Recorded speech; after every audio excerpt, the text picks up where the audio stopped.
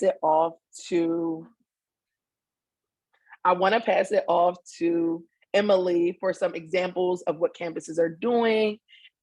She's coming from Boise, and I think that, one of our biggest resources here at Swipe is community resource sharing, and she's gonna lend some of the resources that she has to you all.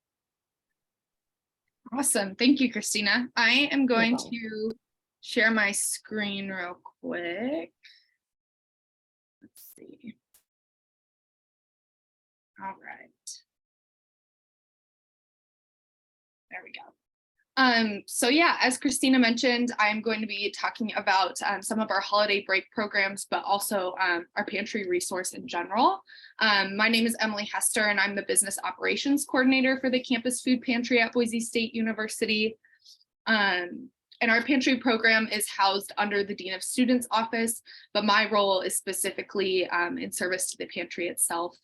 And so I'm going to be very brief on a lot of topics, but if you'd like to talk about anything further, I'll have our pantry email on the last slide, and then you can also drop questions in the chat and we can monitor that. And my colleague Michelle is also on here, my #1 supporter, so she can also answer some of those questions in the chat too as they come up. So with that, I'll get started. I was asked to use a lot of pictures, so that's what I have for you today. Our pantry is a free resource to all currently enrolled students at BSU. Students just have to bring in their student ID card or have their student ID number to access the pantry. Our pantry is open Monday through Friday for 41 hours a week, with the exception of some of those university closures and breaks where our hours look a little different. And I'll get into that a little bit later. But we are closed to students on Mondays from 8 to 12 p.m. And this is because we have about 3 deliveries during this time. And every Monday morning, we get about 5,000 pounds of food from our Idaho Food Bank. And so it's just easier to process all of that food and get it on the shelves without students in there, because we typically also have 10 to 15 volunteers. So it just gets kind of crazy. And we found that to be really helpful for us this semester as well. There's no limits on visits or how much a student can take from the pantry. We just ask that each student take what they need for the week. And then something else that's new for us as of this semester is a bring your own bag model, so that we can reallocate those funds that we were spending on bags to actual food and hygiene products for students. So we offer a variety of items in our pantry, and there's a list there on the slide if you want to read through them. But we have fridge and freezer products, fresh produce, fresh bread, canned products, a lot of shelf-stable products as well. And then a hydroponic garden, which is new for us, and it's providing fresh herbs and some fresh veggies for students as well. And as I mentioned, the fridge and freezers, those have been really new for us. We have 2 industrial merchandiser fridges and 2 industrial merchandiser freezers. And we've only had them for about a month or 2 now. So that's something that we're really learning more about and growing into, but super excited to offer new products to students that they can actually eat at home. And then our pantry is fully supported by our partnerships, donors, volunteers, and our student body. Our team consists of 2 professional staff members, myself, and then I mentioned my colleague Michelle. And then we also have 2 students who are part-time. One is a communication specialist and one as a procurement specialist. So they go and do all of our deliveries and donation pickups. And then we have 5 students who their sole job and responsibility is to be there in the pantry, asking questions, welcoming folks in, restocking, all that good stuff. And then just a little moment to brag. I think the most important thing that we really value in our pantry is just the welcoming environment that we're able to offer students. And it's something that we're really proud of.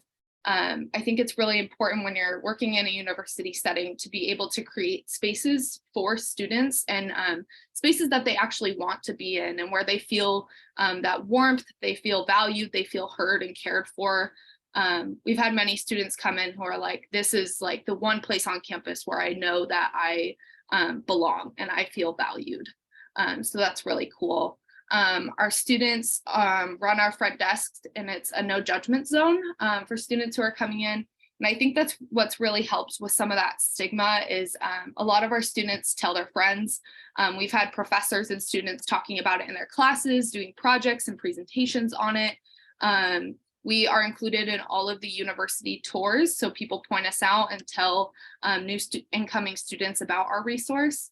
And then we also do a lot of events and tabling on campus, which help eliminate some of that stigma. And then just a little bit on some of our numbers.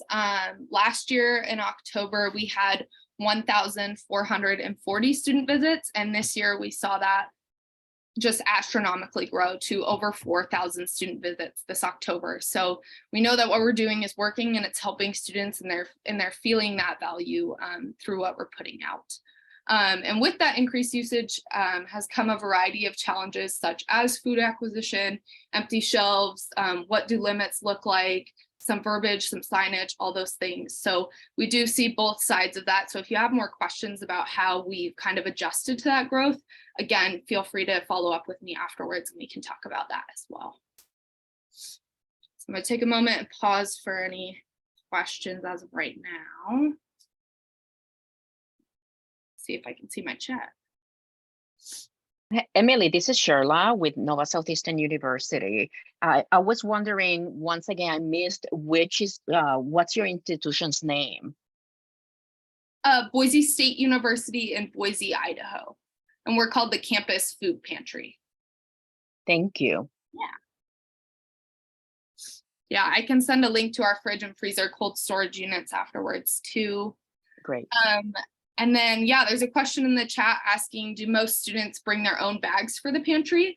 So it was really hard and it was an adjustment at first. The first couple months, students were like, wait, you don't have bags anymore? But once word caught on, they really did start bringing their own bags. And then any that we do get donated, so paper, plastic, reusable, we keep on hand.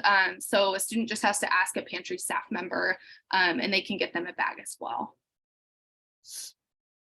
How many people are paid on your team? All of our student workers are paid. Some are through work study, and then some are paid through some donor funds that we received.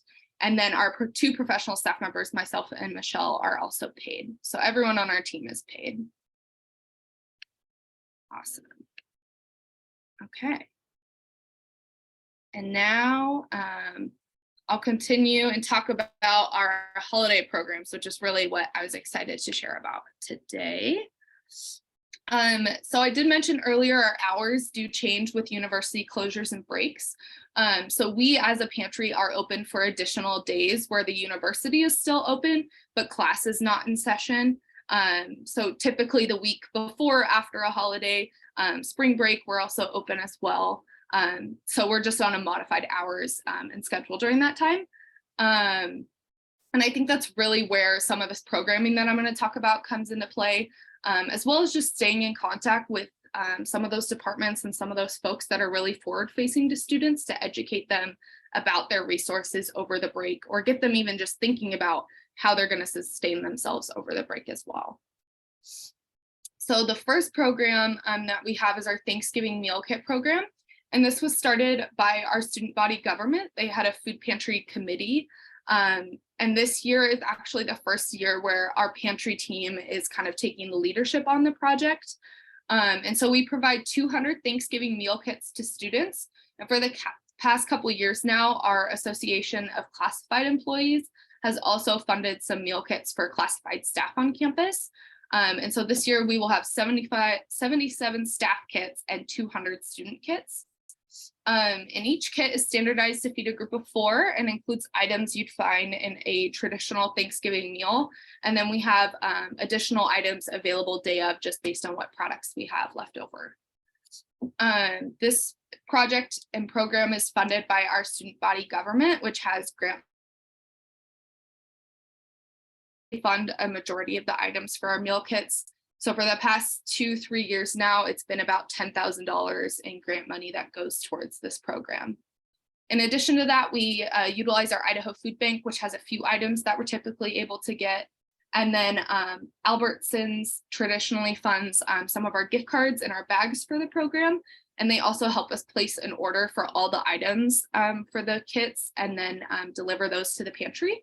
And we do have an existing relationship with Albertsons through the pantry as well as at a university level, which I think really has made this program truly possible.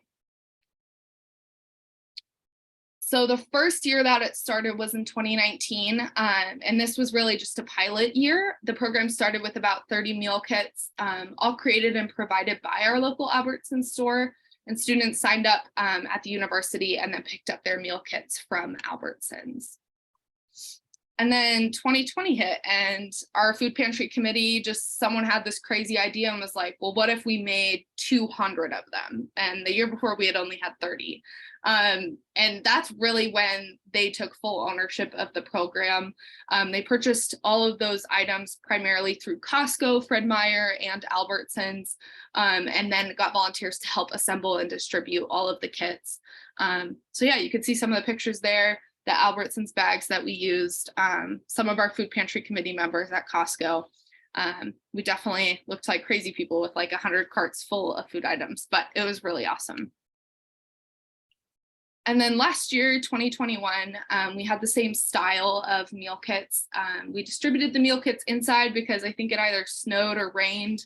And so we weren't out in the parking lot helping people load their cars directly. But yeah, it was a really fun year. We had a lot of leftover kits available at the end, which we were able to then in turn distribute out to our facilities team at the university. So that was just a really cool opportunity as well. Which brings us to this year. Our program is this Thursday and Friday, which is really exciting. It's our third annual one hosting it. And we actually were able to get new organizations on campus involved. So our student philanthropy board ended up purchasing all of the bags, and they're going to help volunteer day of. And then, yeah, we have a list of items that get sent out to students. I think what's really important with a program like this is, again, just being super transparent and communicating with your recipients.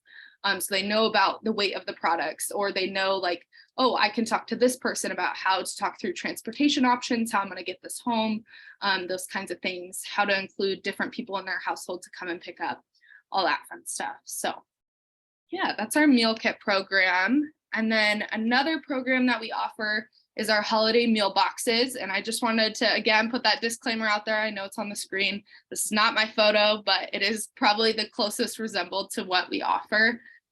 So our holiday meal kit boxes are in partnership with our on-campus housing folks, and they basically send out a survey at the a couple weeks before each break, just to identify who's going to be staying on campus that lives on campus.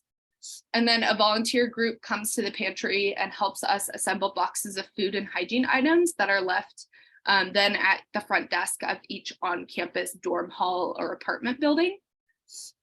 And again, just important to keep in mind who you're serving. So your students, what can they cook in a dorm hall? What's really easy to access and to use and to create for them? What kind of tools do they have access to? So knowing, oh, these dorm halls all have kitchens, this one doesn't have a communal kitchen. What are the resources that our students have, and how are they going to be able to feed themselves over the break? So some items that we often include in those are easy microwave meals, a lot of snack items, canned items, making sure they have pop tops or access to a can opener. And then this year we'll have also some fresh items on hand that we'll be able to hopefully include in those kits. And yeah, we also include a printout of additional community resources, and again, some of that education about transportation options, so students know like, oh, I can take this Boise State shuttle over to the Albertsons and then be able to come back during this time of the day, that kind of thing. So yeah, those are our primary programs that we offer, at least for the fall. But yeah, I guess I'll open it up for questions. And again, there's our email on there. So if you'd like to follow up later on, you can do that as well. Yeah.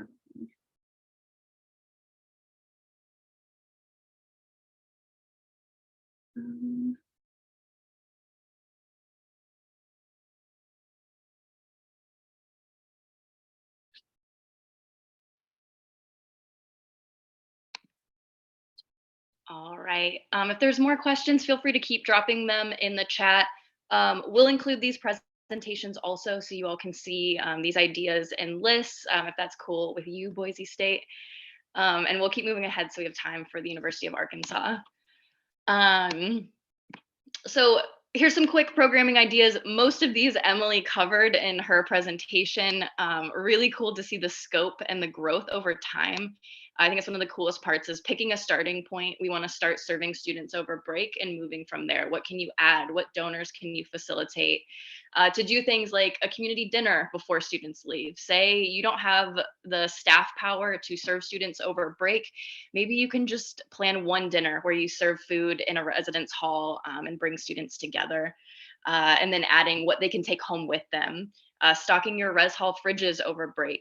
Can you distribute some of the groceries from your food pantry into the res halls for students that are there? Over break meal scholarships, if you're able to secure a donor or you have a swipe program with an excess of swipes and there's a dining hall that's open over break, can you distribute those to students that are kind of reserve them back for students that are going to be staying? And like Emily mentioned, providing information in the community. Is there a local food bank or food pantry that's open? Are there community meals happening out in the community that students could join to get a hot meal or not be alone on a holiday if they're here without family or friends on break? So those are some anti-hunger programming. We also wanted to mention housing and mental health resources as we kind of broaden our scope that with hunger comes also challenges with housing and stress. Christina mentioned this is a time for students to rest and recover from the school year and get ready for a new semester. But if they're concerned about where they're going to stay, what they're going to eat, it's not going to be that break that we want it to be. So things like temporary housing in residence halls, if you've got vacancies, advocating for residence halls to stay open longer, or working with a student that maybe by creating this safe space, they've told you that they don't know where they're going to go when their residence hall closes for break, that you can help advocate for them to be able to stay in their dorm over that break. And again, connections to community resources.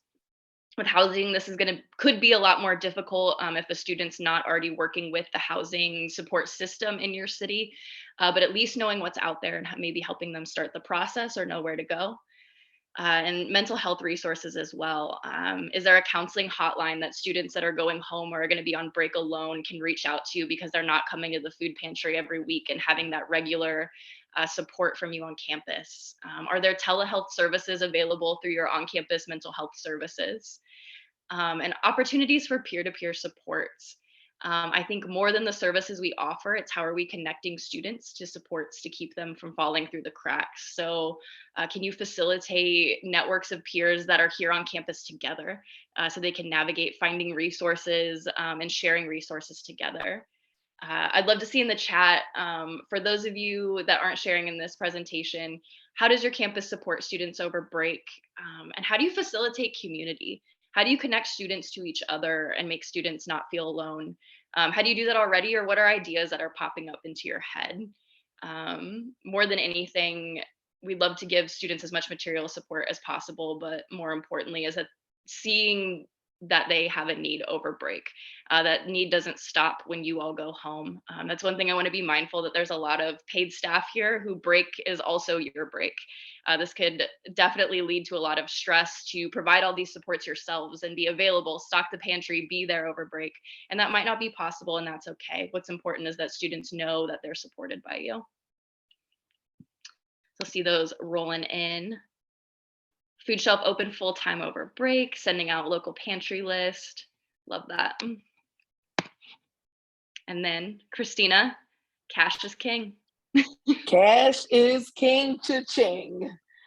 This is the most accessible way for you to help your students and try to get to the closest thing to cash as you can. I know it's not practical to hand out $20 bills or make it rain all over campus, but gift cards are a really great option for students who are going home. As I said before, when I received supermarket gift cards, especially when there was a variety for me to choose from, right? Like maybe Albertsons or Whole Foods or Walmart or Target, because you never know what's like near a student, right? I felt seen. I felt really heard. And I knew that at that point I had a burden lifted from me that I wouldn't have to worry about anymore over break. As I said before, students taking home meal kits or maybe not having the transportation or the accessibility, as Emily mentioned, they might not have a can opener at home, right? They might not have an oven at home, a stove at home to be able to cook these things. So for them to be able to buy the things that they know they need, they know that they prefer, and the things that they truly deserve is going to give them the power and autonomy over their own food choices.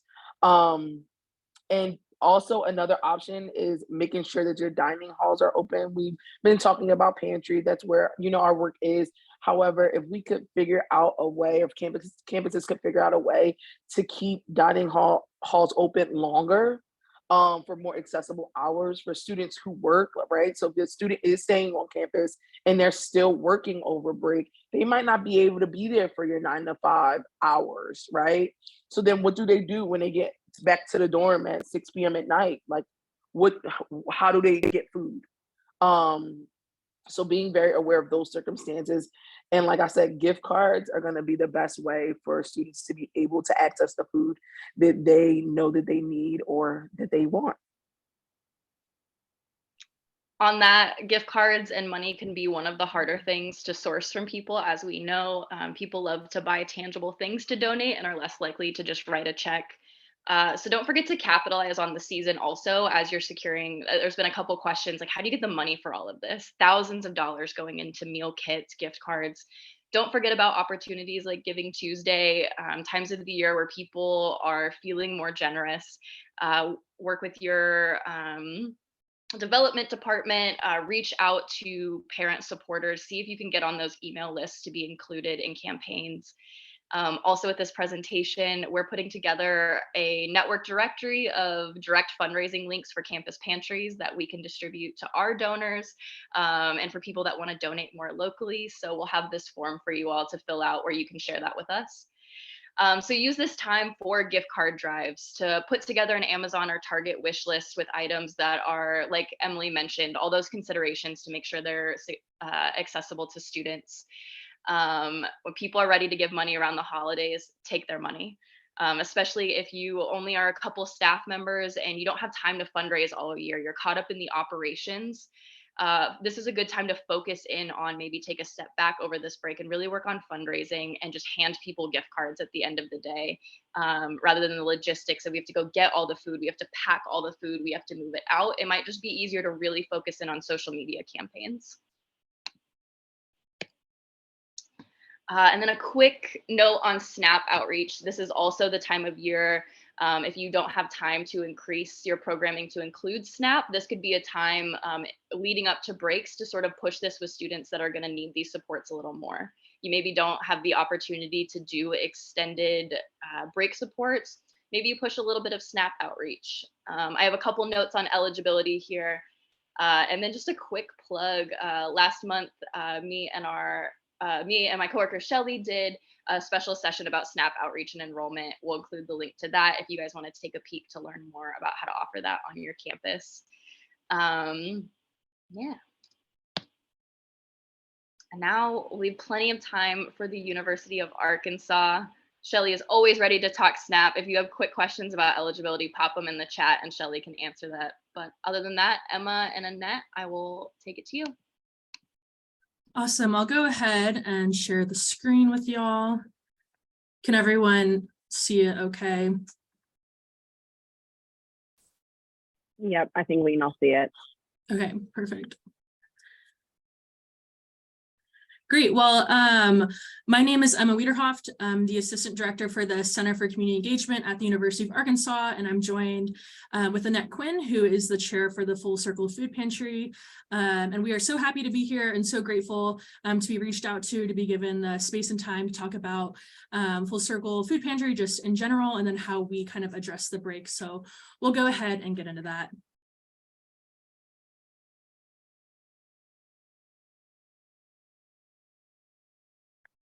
Yeah, so thanks guys. Before we go into what we do over break specifically, we want to give you a little bit more background on our pantry. And so the Jamie Gearhart Full Circle Food Pantry was established in 2011 by a group of students. And during the first month, we served about 12 families. Today, as of October, we have been serving about 1,200 a month. And our food pantry does not just serve students, we serve students, faculty, staff, hourly and temporary workers at the University of Arkansas. So we serve a wide variety of people here. And we are also a completely student-run food pantry. We have one faculty advisor, which is Emma, and then we are run by a board of 9 students, 2 of whom are paid interns, and then the rest of whom are just volunteers. And we together run the pantry and all of our operations and our holiday programs. And we're supported in this work by a group of volunteers each semester. We have around 60 student volunteers who help with our daily operations, such as filling bags for clients. We have volunteers who help us in our pantry garden, and we also have volunteers who help us actually deliver orders around campus through some of our different programs. And so at Full Circle, we have several different programs. So we are open for in-person orders 3 days a week, Monday, Wednesday, and Thursday, each day for about 3 to 4 hours. People are able to walk in and fill out an order. We also have an online order system, so people can place an order online and pick it up in person during our open hours. Or if they're unable to come in person, they're actually able to send their order to a locker right outside of our pantry that they can access at any time. Or if they have trouble coming to the pantry itself, we actually have 8 remote locations that we call Full Circle Express. And we have volunteers who can deliver orders to these 8 locations twice a week. And so we have a variety of options to try and make our services as accessible as possible to everyone. In addition to this, we also have a series of mini pantries throughout campus that we stock once a semester, and then the departments they're housed in also contribute products to these mini pantries so that students and staff can sort of just access little items from these pantries as needed. And we also have a garden where we produce our own produce and hand that out to clients, in addition to the shelf-stable items that we keep normally.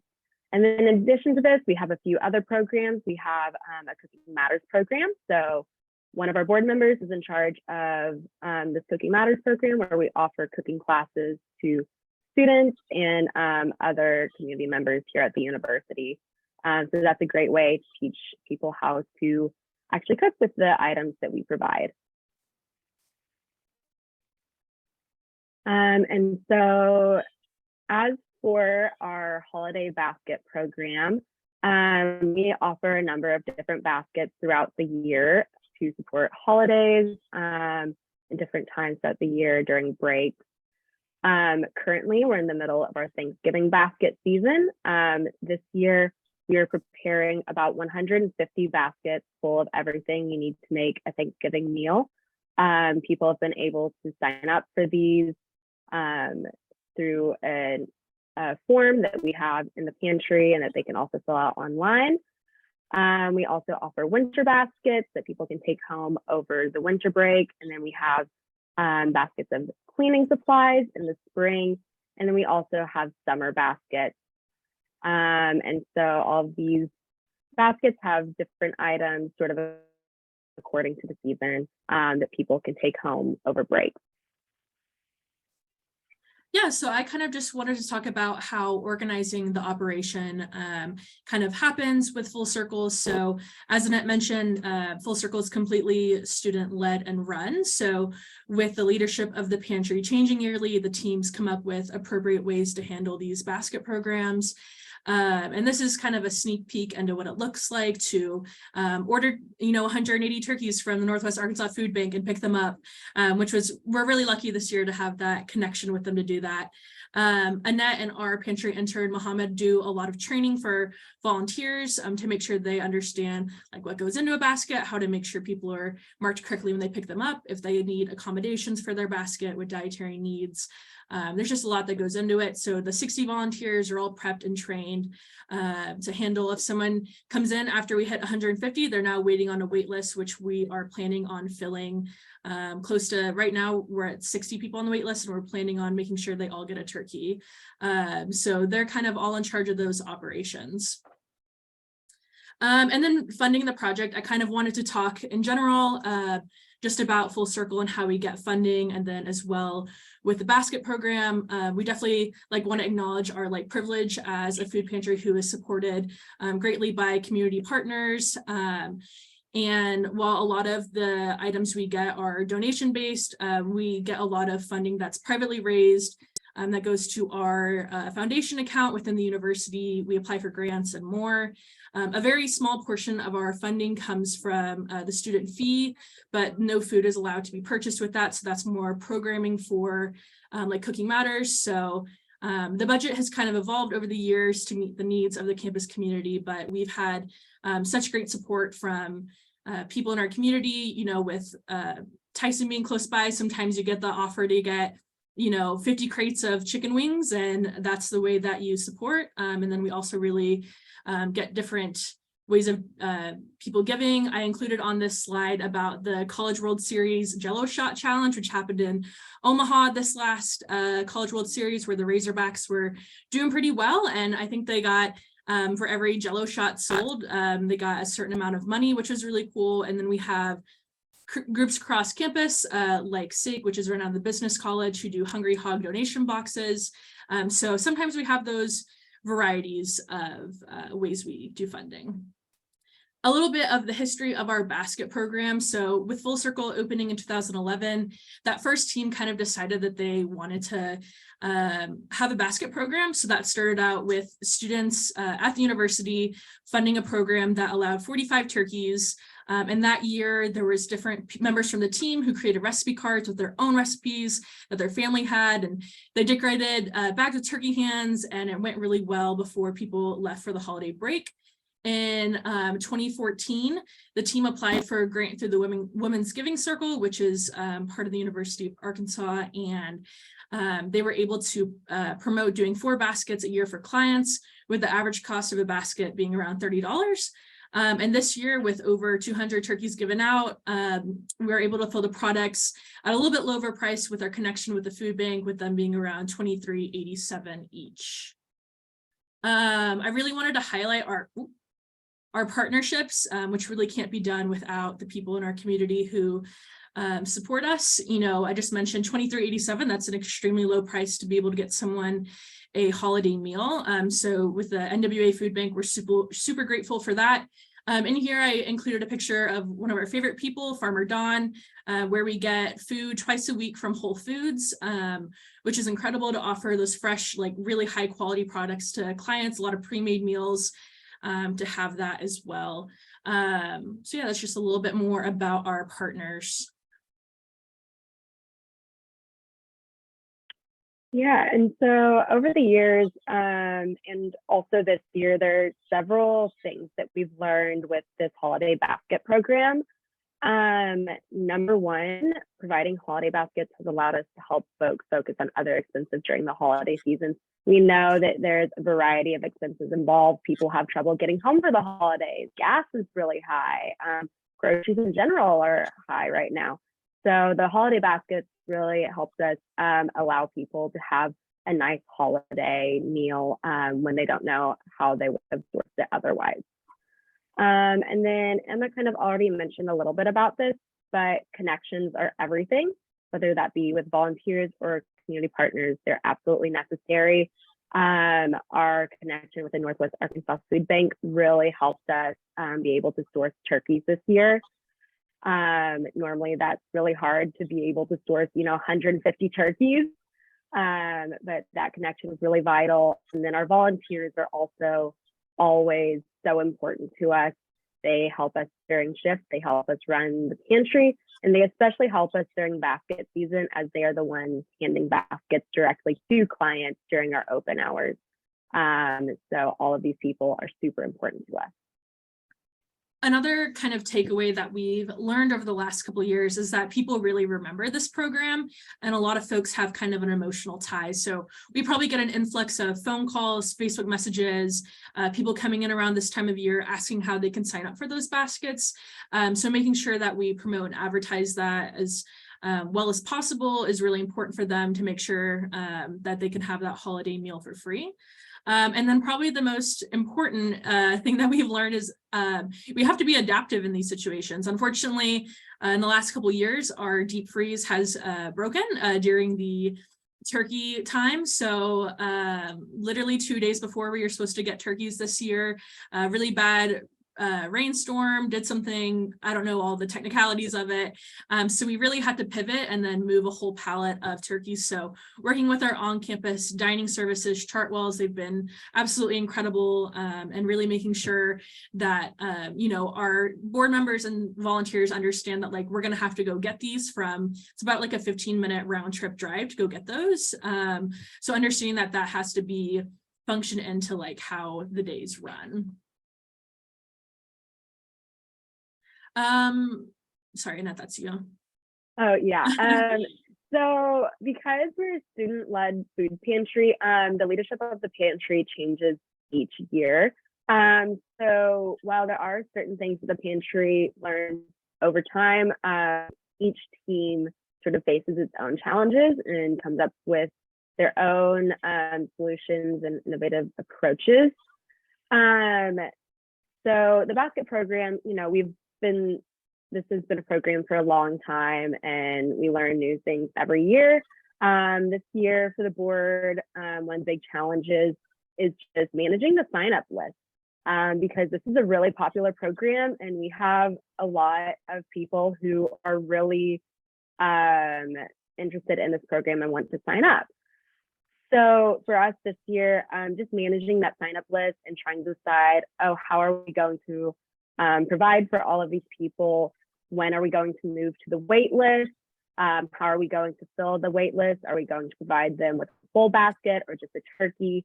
That's an issue that we've had to come up with this year and face and come up with solutions. Another issue is purchasing bulk items during the holidays.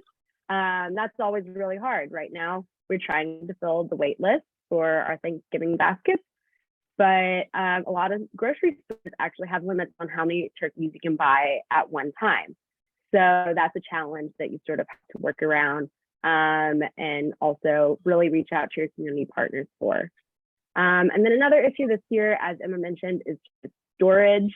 So with our freezer breaking, that's been an issue that we've really had to adapt to. But our board has been so fantastic in figuring out a solution and working with Chartwells on campus to make sure that we can still store all of our turkeys on campus and bring those up to the pantry whenever clients need them. And kind of to wrap up our conversation, we also wanted to acknowledge other things that are happening at the University of Arkansas to evolve the needs for students over the break. Currently, there is plans for meals to be provided for students staying on campus.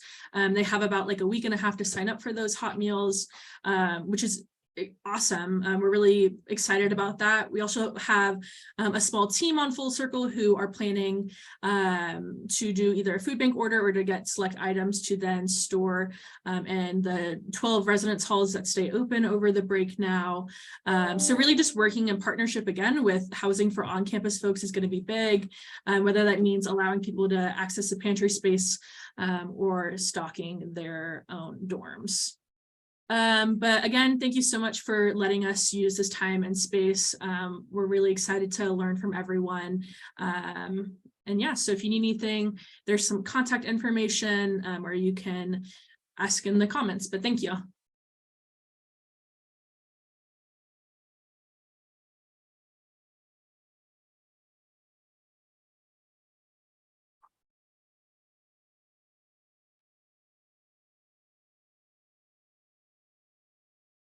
Thank you both for sharing. That was amazing.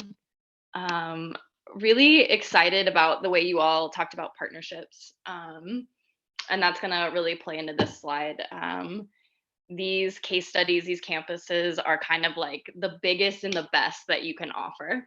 And you can see their growth throughout the years as they've added in programming. So if you're sitting here a week out from Thanksgiving and you're like, well, we do nothing for breaks, that's okay. You have to have a starting point. And some of this is deconstructing the idea of a traditional student. This is what we want to do with these swipe sessions is think about you. So you have a food pantry. What else do we need to think about? What are specific student cases that we might not be considering? Me and Christina had a lot of fun talking about this session because of both of our lived experiences on campus. I grew up in a house that wasn't safe to go home to.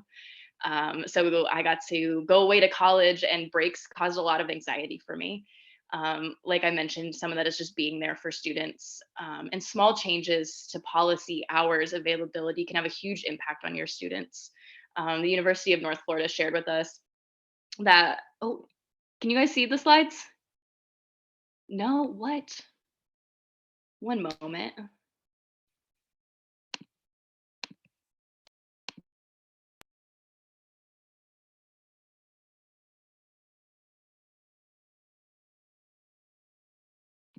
All right, 1 second. Sorry, y'all.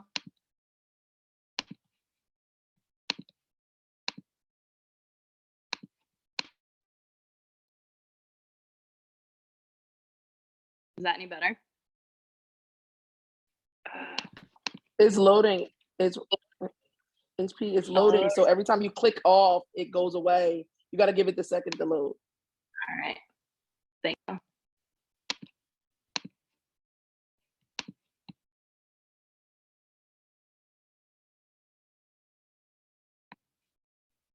All right, we'll let it load. If not, we're sharing the slides anyways. But the University of North Florida shared that what they do for breaks is they increase their daily limit. So instead of being able to, take one bag of cereal, they can take two. And that can be an awesome starting point. That's an immediate policy change that you don't have to secure funders or partnerships for, that could have a huge impact on students. So pick a starting point. See who you can loop into this. Emma and Annette talked a lot about students and other organizations that they loop in. How there are students on campus that don't have a sad story, that just prefer to stay on campus. And they might be down to throw some volunteer hours into helping out the pantry. So where can you start so that the pressure of this isn't all on your back, and we start serving more students better?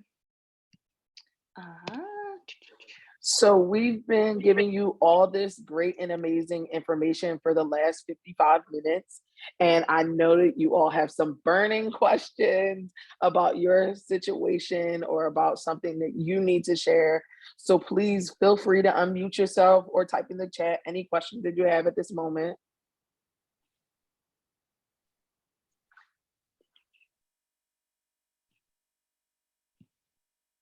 I would love to hear someone's voice other than mine.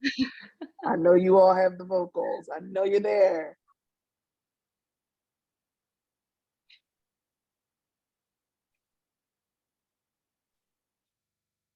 Hello there. So this is Shirla speaking with Nova Southeastern. I was wondering what your success rate is with your summer and winter basket. Was that a question for a full circle? I'm just throwing it out there for those of you that do this.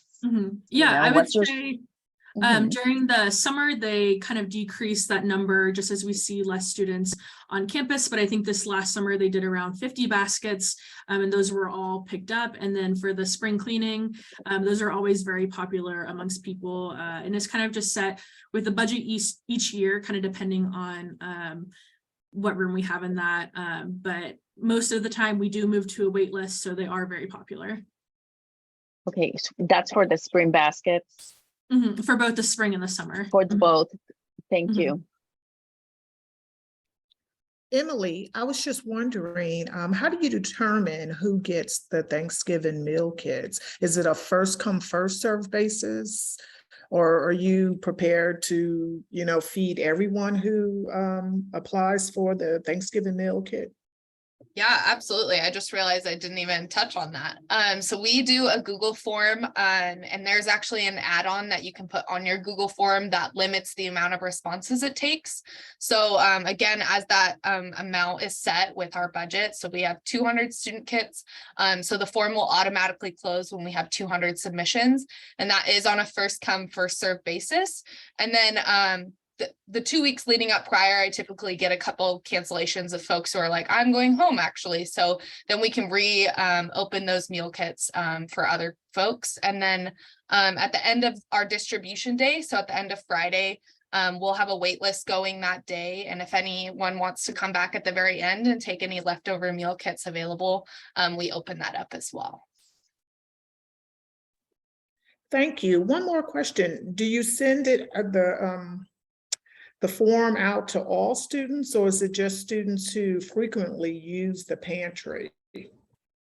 Yeah, so it goes out in a lot of different ways. We have posters up in the pantry, and then we also share it with our housing folks, some folks in financial aid that are really forward facing to students, especially those experiencing some of those circumstances regarding their breaks and what they're going to be doing. A lot of our partners across campus also get it out. Social media has been a really huge thing this year for us. So in our form, we ask how students find out about us. And a lot of them are folks that are generally using the pantry pretty typically, as well as seeing it on our social media. Thank you. Thank you all so much for your questions. And in these last couple minutes, we wanted to give you guys some ways to stay connected with us. Is the slide up? Okay, yes. So you can, first of all, start off by filling out a partnership agreement if you are not already a partner. As I said initially, one of the greatest things that we offer is community and resource sharing. As we've seen on this call, we learn best from each other. And we can share those experiences on the feed, which is our online platform where we do community building, community sharing, and resource sharing. So once you're a partner, you'll be able to sign up for the feed and get access to other colleges and campuses who are going through some of the same or similar things that you are. We also have office hours every week, Wednesday and Thursday. So come through on Thursday and I'll be there. If you come on Wednesday, my partner, Mariella, will be there to answer any questions or to celebrate or to figure out how to get to the bottom of an issue with you. And we look forward to also seeing you all on social media. We have social media platforms like TikTok, Instagram, LinkedIn, Twitter, all of the things. And we are active on those, and we would like to follow you back and reshare some of your awesome things that are going on your campus.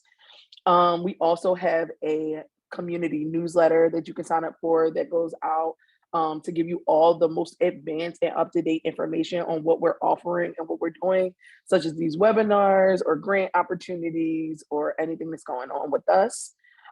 If you have any general questions, please feel free to email us at programs@swipehunger.org.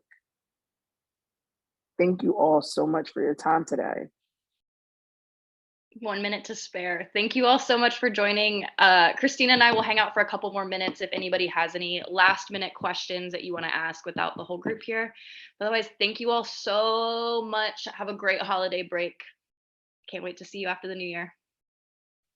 Bye. Thank you. Thank you.